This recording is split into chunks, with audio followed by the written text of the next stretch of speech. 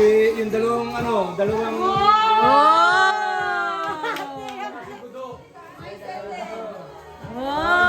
sa skip eh. Ate Ruby.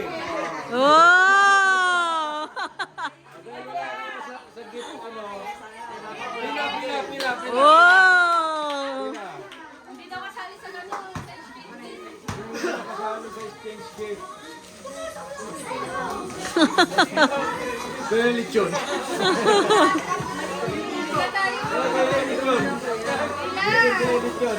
Lechon. Ay, kasi hindi sila nakasali sa gift eh. Wala silang regalo. Okay, next. Ate Ruby. Ayaw mo.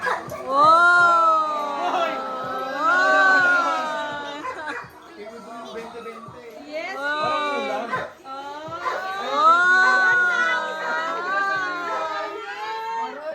Mamaya ba yun?